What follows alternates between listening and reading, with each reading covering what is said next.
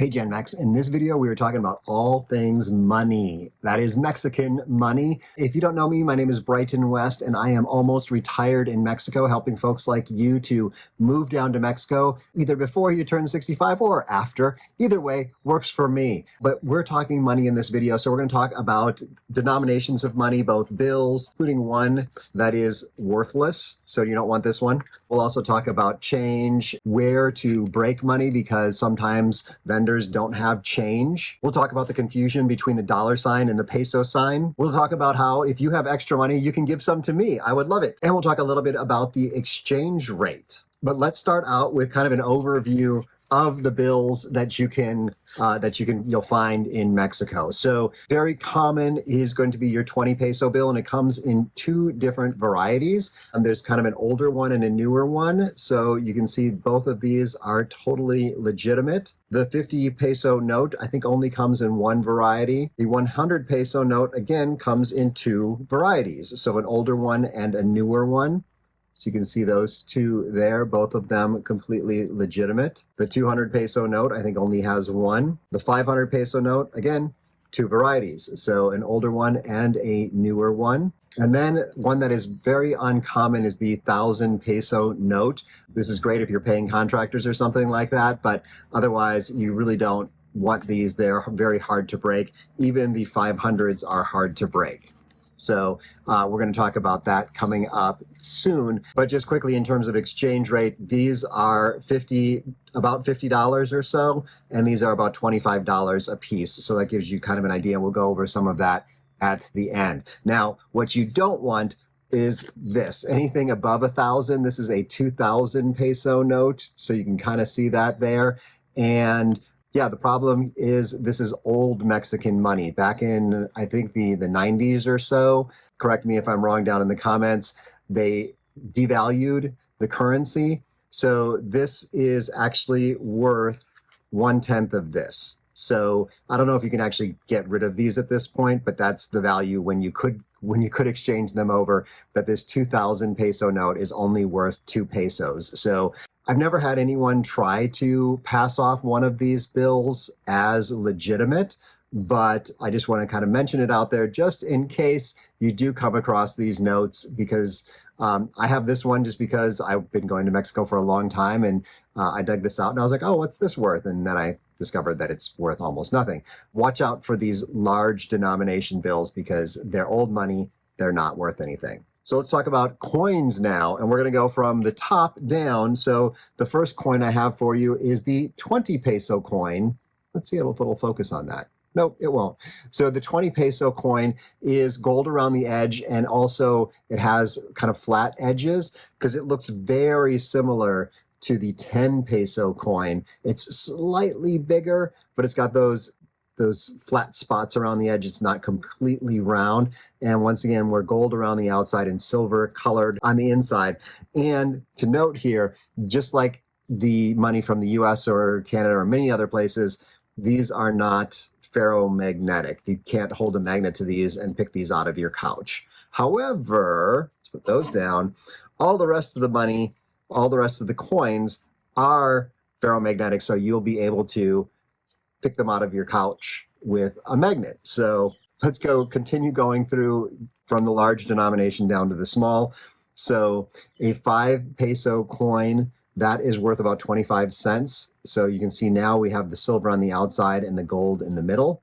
And getting a little bit smaller is a 2 peso coin, then a 1 peso coin. So these are all pretty common. These next two are not very common. I think people just tend to round up to 1 peso, but there is a 50 centavo coin. So you can see it's getting pretty small. That's smaller than a dime, I would say. And then even a 10 centavo. I can hardly hold this one. It's so small. So definitely smaller than a dime, but there's a 10 centavo piece out there. You might get these, but like I said, a lot of vendors just round up or down to the nearest peso. So next up, we're going to talk about if you've got some of these, what do you do with these large denomination notes? Because you will find that if you go to small stands on the street or even smaller vendors, even bigger vendors sometimes if you're early in the morning, that If you present 1,000 or a 500 peso note, they're going to look at you and they're going to be like, no, no, sorry, I am not changing that.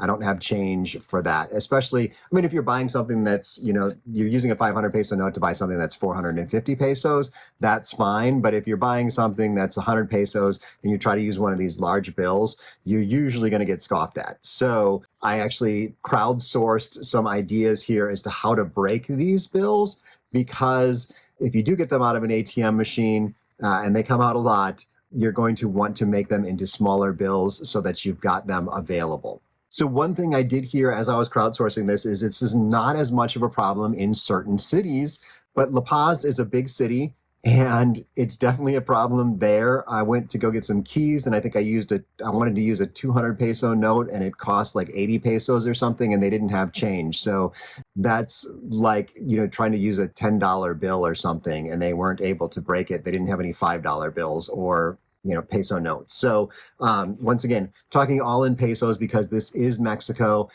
I should mention that you can spend dollars in Mexico in some of the tourist towns like Cancun or Cabo, but if you get out of those touristy destinations, you're going to be spending in the national currency. So just plan on spending in the national currency, even if you use dollars in Cabo, things like that. The locals don't want them. This is the money that they can spend is pesos. It's more polite to use the local money, even if they will accept the dollars. They don't have change in dollars necessarily. Quarters, dimes, worthless to them because they can't go into a bank and exchange them. And you're going to get a crappy exchange rate. Just the exchange rate that you get on the street or at a business is just not as good as you would get if you changed over to pesos.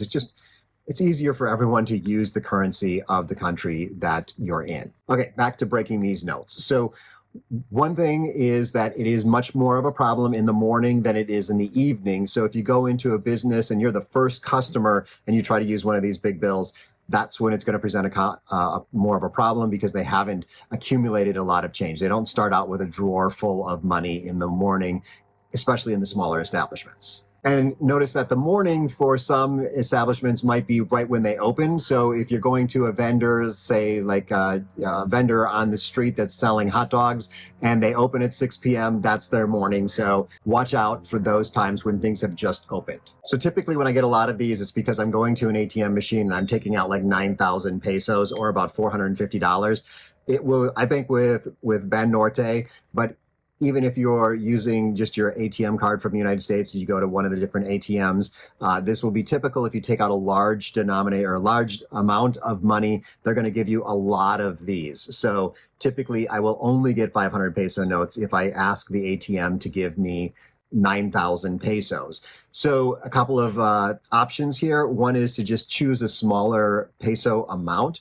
So I found that if I choose like 3,000 pesos, it might give me a couple of 500s and 5 200s and then a bunch of 100s. So it's going to give you a lot more change if you start by asking for a smaller amount.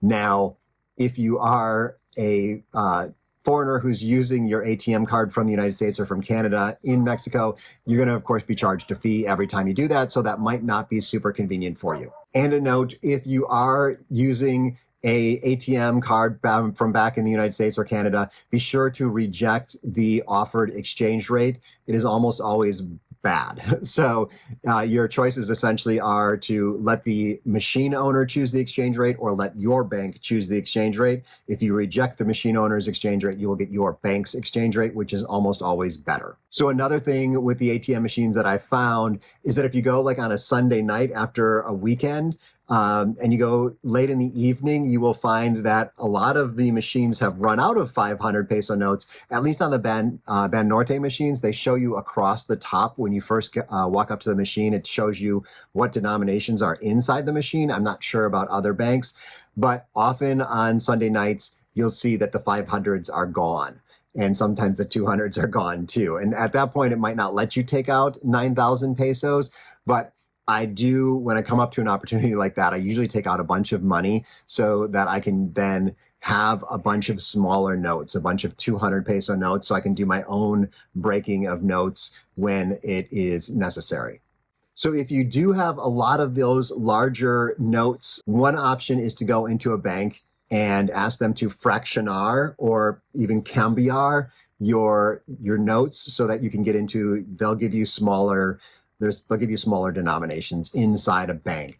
I guess that is required to be free, or that's what I've seen. People have told me online. I haven't done that because usually going to a bank requires waiting in a line in Mexico. It's not very common to just walk into a bank. A lot of people, it's a very cash-based society, so there's a lot of people using the banks on a regular basis. You usually have to go in and get a number, wait in line, and then you'll be called up and you can go through and get your money changed out for smaller bills, but that's not the most convenient one in my book. A good one is when you go to the gas station. Those guys at the gas station will often have just a wad of cash because most people are paying for their gas in cash. And so you can break your money there, especially if you're paying for your gas with cash. You can say, oh, can you break a couple extra 500s for me? Here's a good one that I have used and it has been successful every single time, and that is toll booths. These guys need to have a lot of change, so they start out with a lot of change at the beginning of the day and they're just collecting change all day long. So it's been really easy to exchange. If I've got to go through the toll and the toll is 25 pesos or something and I give them a 500 peso bill, they never scoff. They just give me all that change and off I'm going through with an awful lot of smaller bills. Now, this hasn't been my experience, but a lot of people mentioned online that if you go to an OXXO, that they are really good at breaking bills. Of course, you need to purchase something, but even if you purchase something that's worth 20 or 40 pesos, you can use a 500 peso note. In my experience in the OXXOs in La Paz is that they will scoff at you, and often they will just shake their head no, that they can't make that change. So it seems like maybe this is something that is a little more place-based. So maybe in the bigger cities, maybe in the more tourist cities, they have more change available. Supermarkets definitely have more change. There's really big Soriana or Chedraui or something. You're more likely to be able to get change there. I have been scoffed at by the clerks there, but one thing I found is if you find a self checkout lane that accepts cash, now fewer and fewer of them accept cash, they will be able to spit out the change. And of course, you won't have anyone there to scoff at you for trying to break a large bill with a small purchase. And my last tip for breaking these bills is to break them when you don't need them. So I will go in and I'll have, a 200 and a 500 or something in my wallet, and I'll pull out the 500 and say, es posible fraccionar or cambiar, or es posible, is it possible to use this? And sometimes they'll be like, oh, sí. And sometimes they'll be like, no. And then so you dig through and you find this smaller note for them. But usually they're willing to give you change if they have it. So break it in advance, because the next person you come to, you don't want to go through and spend all your small bills and then get down to a point where someone cannot accept a larger bill. So break the bigger bills when you can. Now, if you have too many of these bills just stacking up in your wallet, I would love it if you supported this channel by passing a few of them on to me. Actually, if you go to buymeamargarita.com, it's actually in dollars, not in pesos, but you can buy me a margarita. And I've got some supporters over here that have done that.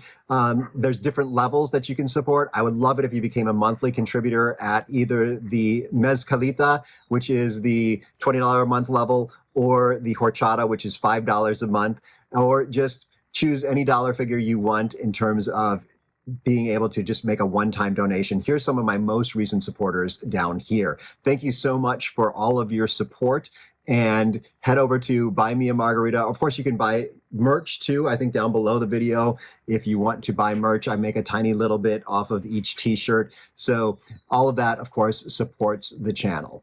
Okay, done with that shameless plug. So let's move on to dollar signs and peso signs. So this can be really confusing because they're the same thing.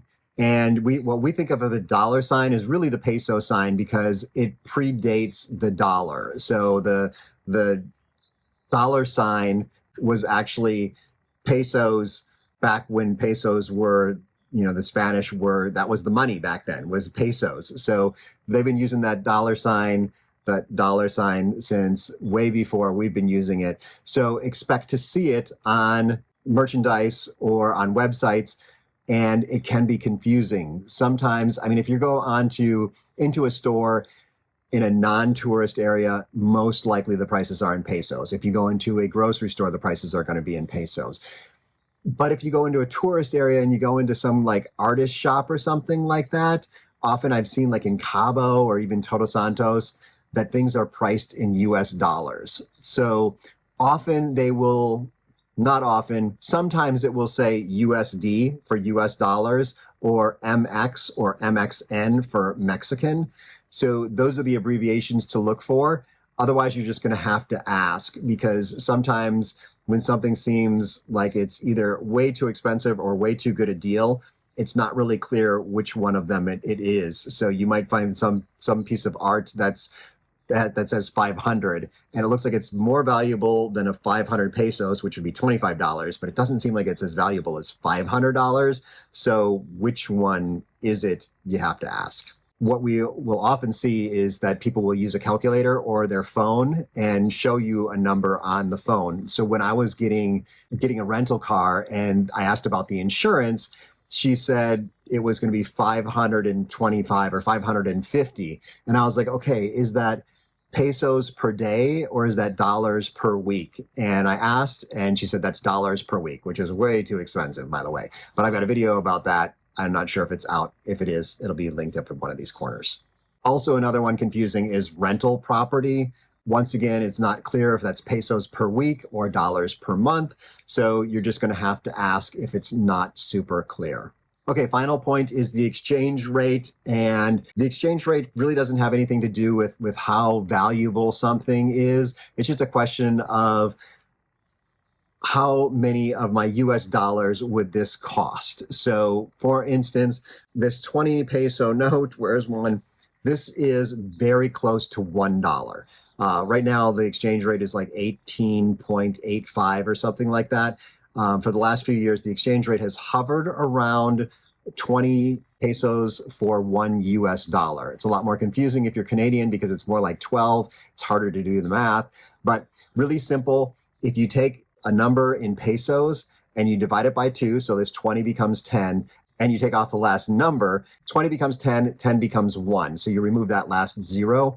That is what it is approximately in US dollars. So that's a good way to kind of picture in your head how much things cost. So if you're out shopping and you're like, is that a good deal or is that not a good deal? Often converting it back to dollars, converting it to your home currency makes things easier. And of course, you can remember the different things like, oh, this is a $50 bill and this is a $25 bill. So that you just kind of work on remembering those things, and that will help you kind of quickly do the math in your head as to what is a good deal and what is not so good of a deal.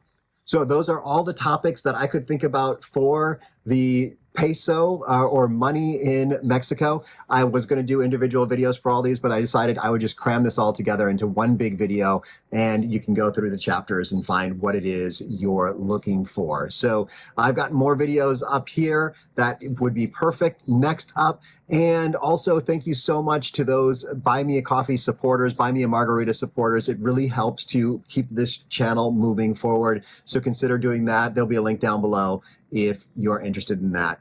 From Portland, Oregon, where I am in the summer, I'll see you soon. Hasta luego.